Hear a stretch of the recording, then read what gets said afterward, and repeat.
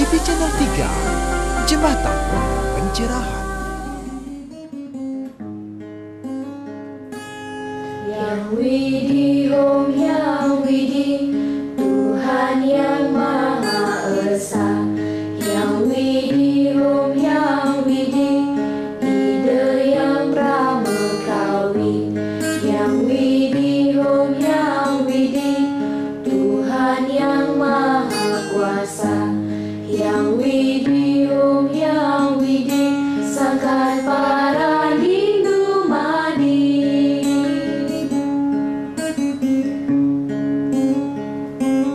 Yang Widih, Om Yang Widih, ampuni noda kami. Yang Widih, Om Yang Widih, ampuni dosa kami.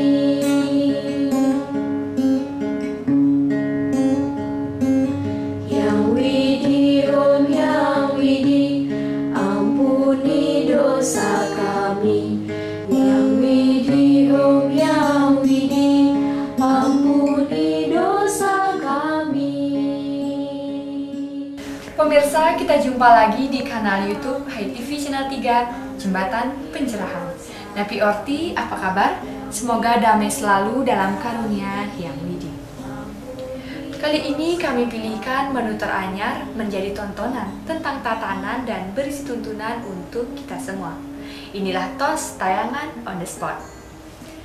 Kita awali tayangan dengan dongeng galungan bagian dari tutur sebelum tidur, dilanjutkan dengan cemeti, sangkala 3, dan tayangan menarik lainnya. Saya Diah Parisia, selamat Hari Suci Galungan dan Kuningan, selamat memetik spirit kemenangan Dharma. Yang Widih, Om Yang Widih, Tuhan yang Maha Kuasa. Yang Widih, Om Yang Widih, Sangkan para lindu madi. Para lindu madi.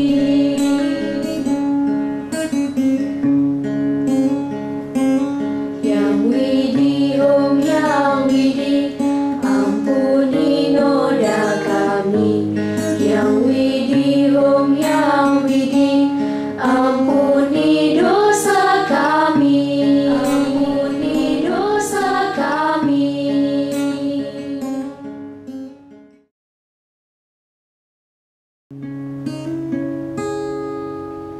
Pejamkan mata dan memuja Yang Widih asal Tuhan Maha Esa. Tiga bunga, tiga dupa, dan tiga tetes air berpadu detik genta, melantunkan puja-puji pengastuti, memancing Yang Widih bersemayam dalam diri.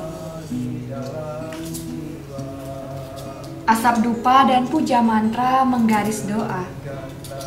Denting genta dan wangi bunga menstanakan Yang Widih dalam hati nurani. Selamat Hari Suci Galungan dan Kuningan untuk seluruh umat Hindu senusantara. Wartam Satyam, Siwam Sundara.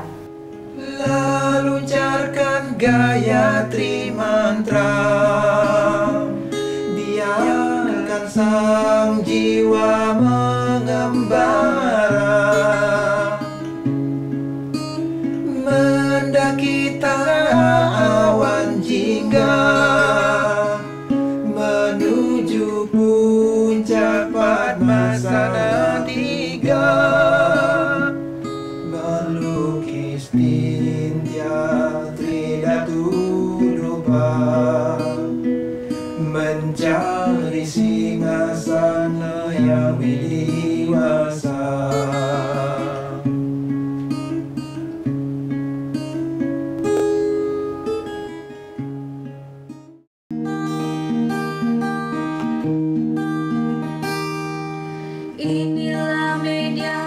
Transfer nilai dan moral sangat diperlukan untuk membentuk karakter building. Inilah Sekolah Rumah Hindu Dharma High Schooling dalam program Tutur Sebelum Tidur. Para siswa-siswi Hindu High Schooling namanya Sekolah Rumah. Halo teman-teman teman-teman homeschooling, Galungan sudah berada di ruang tamu. Enak nih kalau misalkan kita dengar cerita tentang Galungan. Galungan dikisahkan berawal dari kerajaan Bedahulu. Rajanya bernama Maya Denawa. Maya Denawa adalah seorang raja yang kejam, bersifat raksasa sampai menganggap dirinya sebagai seorang dewa. Kesaktian yang paling hebat, ia mampu merubah dirinya ke berbagai bentuk. Lalu ia menjadi sombong dan melarang rakyatnya untuk membaca Weda, melakukan upacara agama, dan juga menyembah para dewa. Keadaan seperti ini membuat Sangkul Putih, seorang pemangku dari Pura Besakeh, sedih hatinya.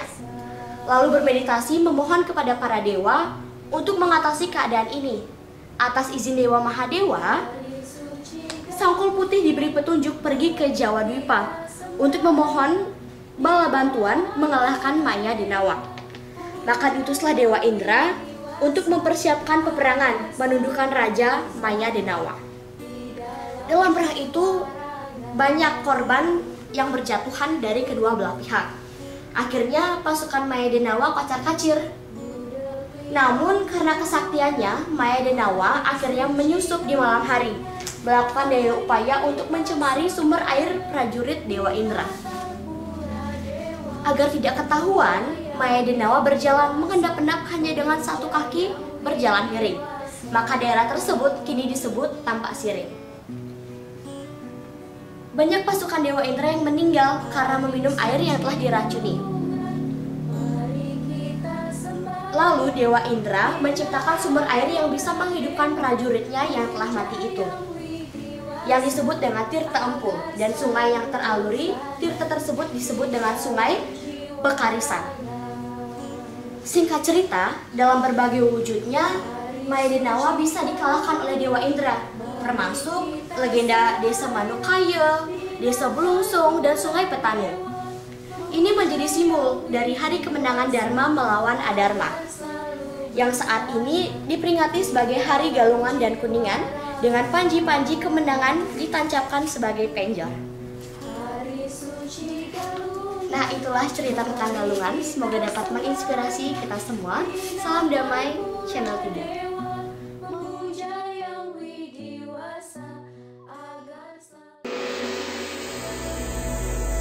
Berikut ini program Cemeti, Cerah 5 Menit akan menemani Anda membuka lebih luas jendela Hindu-Dharma untuk pencerahan jiwa.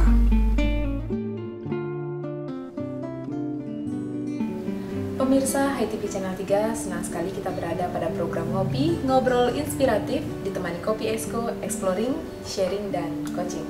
Kali ini saya bersama Bapak Gusti Ketutpidana yang akan membedah tulisannya pada Wartam dengan banner Galungan, Sosio Ritual, Sosio Engineering. Kalau kita buka day by day setiap halamannya, kita akan membuka Wartam halaman 34 dan menemukan tulisan Bapak Gusti Ketutpidana, Penjor-joran. Seperti apa penjor-joran Galungan dalam topik bahasan kita pada ngopi kali ini? Pemirsa jangan kemana-mana, temukan jawabannya setelah yang satu ini. Acara ini disponsori oleh Galeri Bukuku, Mengemas Kata, Menata Aksara, Peace of Mind, Oase di pusat kota.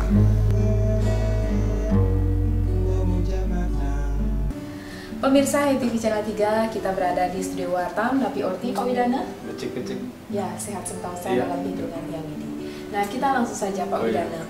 Hari Galungan sudah di depan mata, berbagai ornamen dan juga sesuatu yang dipersiapkan para wanita dan juga bapak-bapak untuk menyambut Galungan, salah satunya dengan membuat penjor.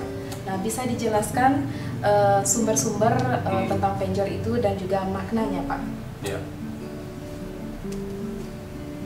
Seksmom ya. Ya. Jadi tanda atau penanda khusus dan terdepan dari akan diperingatinya Hari Suci Galungan adalah penjor. Ya.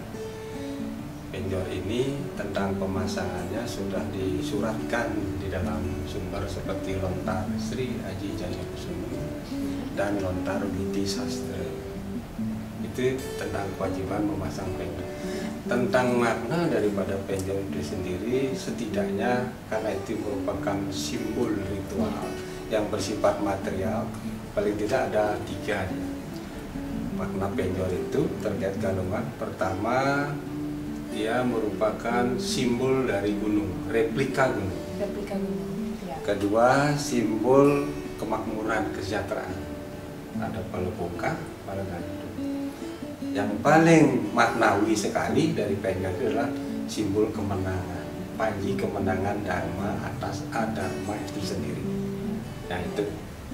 Ya, selanjutnya Pak Widana, kalau kita kaitkan dengan buku yang pernah diterbitkan ya, buku Penjor Lebay, dan juga tulisan Bapak di Warta halaman 34, Penjor-joran.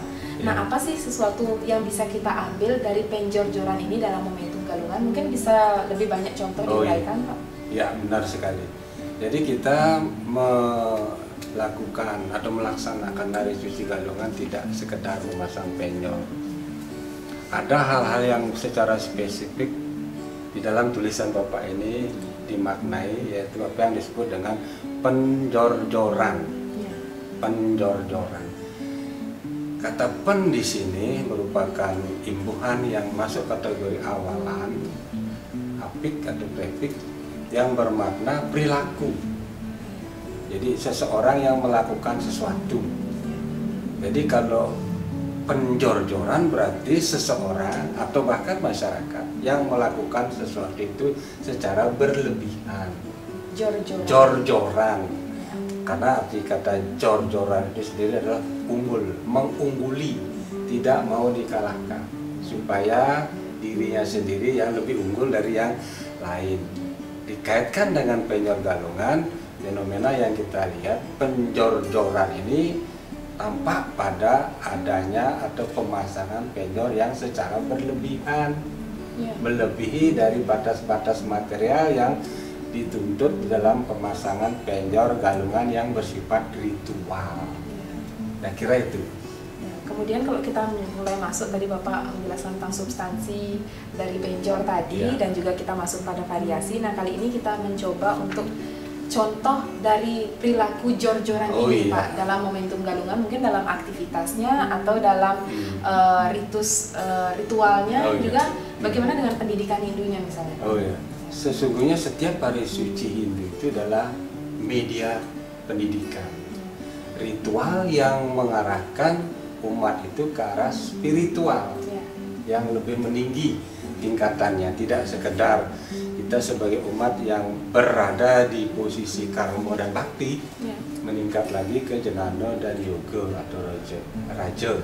Sehingga ritual itu semacam jalan dia, galungan itu semacam jalan bagaimana dharma itu tidak hanya dimenangkan secara simbolik lewat penjor atau penjor-joran, apalagi penjor lebay contohnya tadi tapi dimaknai sebagai momentum untuk bagaimana kita mendidik tidak saja diri sendiri tetapi juga anggota keluarga dalam momentum galungan yang sangat suci sakral itu kita bisa jadikan sebagai anak tangga menuju pendakian ke arah tingkatan spiritual. Itu saya kira. Satu lagi Pak, contoh yang jor-joran ini seperti apa agar setidaknya menjadi contoh untuk tidak ditiru, Pak? Oh iya, ya, katakanlah karena terkait dengan penjor ya, setidaknya umat Hindu diusahakan hanya membuat penjor upakara dalam konteks yang standar, yang wajar, sebagaimana adanya. Yang penting kelengkapannya, ada sanggah penjor, ada palebongka, ada palegantung, ada sambian penjor dan sebagainya. Tetapi kalau sudah berlebihan, bahkan sampai Bapak bahkan punya buku berjudul Penjor Lebay, karena syarat muatan material, akhirnya penjor lebay itu jadi lunglai dia, sehingga bisa patah. Itu yang Bapak bisa kasih contoh dalam konteks galungan. Belum lagi perayaan-perayaan, karena masa pandemi mungkin sekarang lebih sepi lah situasi aktivitas ritual umat Hindu termasuk galungan. Nah, terakhir Pak, sebagai closing statement mungkin Bapak bisa mengaitkan topik bahasan kita kali ini dengan istilah memenjor, terutama fenomena yang saat ini dilakukan sebagai bentuk keberagaman umat kita, Pak. Oh iya, nah, kata memenjor sesungguhnya makna sebenarnya adalah memasang penjor. Tetapi ketika memenjor itu ada tanda petik, itu semacam sesindir ketika seseorang itu memiliki perilaku seperti penjor, Mamenjor itu sendiri artinya yang lurus dibenamkan, ditanam, disembunyikan, sementara yang tidak lurus, yang bengkok, yang sengkok, yang tidak benar, yang adharma diunggulkan, dikedepankan, dijadikan sebagai bagian dari perilaku keseharian. Itu filosofi bernada sesindir, sesimbing untuk diarahkan kepada orang yang suka menanam kebenaran, menyembunyikan kebenaran, tidak mengakui kebenaran, tapi sebaliknya ketidakbenaran atau dharma itu justru dipertontonkan. Saya kira itu. Jadi pesan juga untuk generasi muda bahwa momentum Hari Galungan ini menjadikan kita untuk mulat sarira, introspeksi juga, Iya, untuk betul. media pendidikan kita, ya tidak hanya sekedar aktivitas di Iya, belakang. Demikian pemirsa Hai TV Channel 3, itulah tadi ngobrol inspiratif bersama Bapak Gusti Ketut Widana. Semoga dapat bermanfaat dan menginspirasi untuk kita bersama. Saya Mia Gadewa, Bapak Gusti Ketut Widana pamit undur diri. Salam damai Channel 3. Pemirsa WTV dimanapun Anda berada, senang sekali kita berjumpa kembali dalam program Resi Renungan Singkat. Kali ini kita mengiringi Ida Pedanda Putra Yoga yang baru saja mengisi acara talk show inspiratif Bintang 3. Om Swastiastu. Sebagaimana kita ketahui bersama bahwa dalam rangkaian Hari Raya Galungan, mulai hari Tardite Paing Kukudumulan itu dikatakan mulai turunnya sang kala-tiga untuk menggoda manusia. Kemudian pada Somo Ponnya turun sang Buddha bulan, dan pada Anggarwagi turun sang Buddha Tangkuban. Tentang kala, pertama kala itu adalah nama salah satu waran dari Astawara. Astawara itu nama-namanya adalah Sri Indra Guru Yamo Rudra Brahmo Kala. Pada Radite Somo dan Garo Kudulan, Astawaranya berturut dari Radite Somo Garo itu kala. Ini ada keistimewaan tidak biasa. Biasanya habis kala mesti umum, habis umum Sri, tapi ini kala. Sehingga kala 3 hari itu diberi nama satu kala itu Astawara. Nah, selain Astawaranya kala yang berurut 3 kali sehingga disebut kala 3, juga caturwaranya itu Sri Laba Jaya Menala, juga ada Jaya 3. Kala pertama juga Jaya, kala kedua Jaya, kala ketiga juga Jaya. Nah, itu dimaknai bahwa kala sebagai perwujudan sifat-sifat yang negatif dalam diri manusia yang biasanya berusaha untuk menggoda umat manusia, berusaha untuk menguasai diri manusia. Nah, itu seyoganya dimenangkan, dijayai. Datang kali yang pertama harus dijayai, yang bahkan sang Buddha Dukulan harus dimenang. Dengan apa kita menangkan itu? Karena kalau itu perwujudan gelap, maka dengan terang. Makanya galungan itu patitis jana sandi galak kepadan. Maria kan beliau pada hidup. Jadi dengan terang benderang, dengan hati yang terang benderang, ya itu bisalah kita menundukkan kala-kala itu. Jadi sesungguhnya kala 3 itu adalah perwujudan dari sifat-sifat negatif yang ada dalam diri kita, yang patut kita kuasai, patut kita tundukkan, patut kita menangkan, kita jayakan untuk dengan menumbuh kembangkan dengan perkuat sifat-sifat keriwatan itu. Jadi sifat keraksasaan harus tunduk, tapi tidak mungkin dihilangkan, tapi dia ditundukkan, ditaklukkan oleh sifat-sifat keriwatan. Karena kedua itu akan selalu ada, cuma harapan kita agar sifat keraksasaan ada di bawah taklukan sifat keriwatan. Om Santi.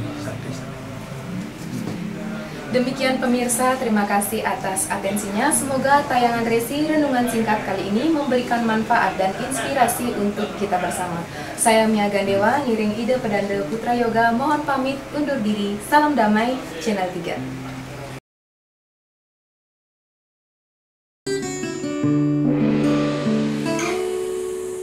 Pemirsa, berikut ini pintu Sarasa Muscaya akan dibuka dalam One Day One Sloka. Satu persatu dari slokanya akan menjadi bekal menata hati dalam perjalanan jiwani. Ini sloka yang ketujuh dari Sarasa Muscaya tentang ajaran Karapala sebagai buah perbuatan.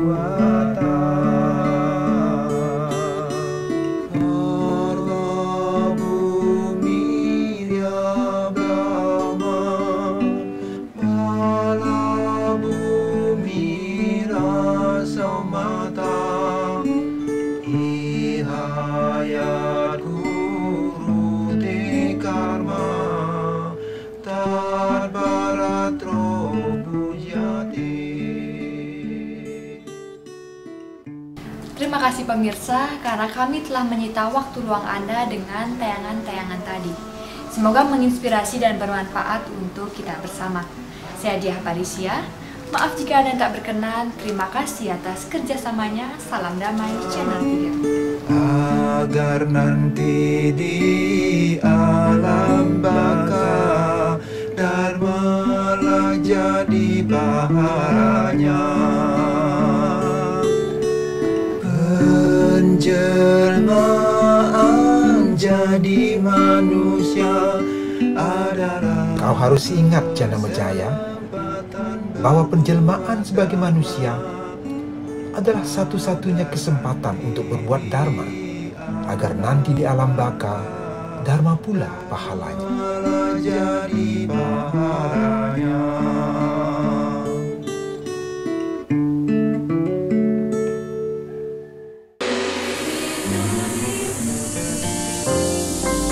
HiTV Channel 3, Jembatan Pencerahan.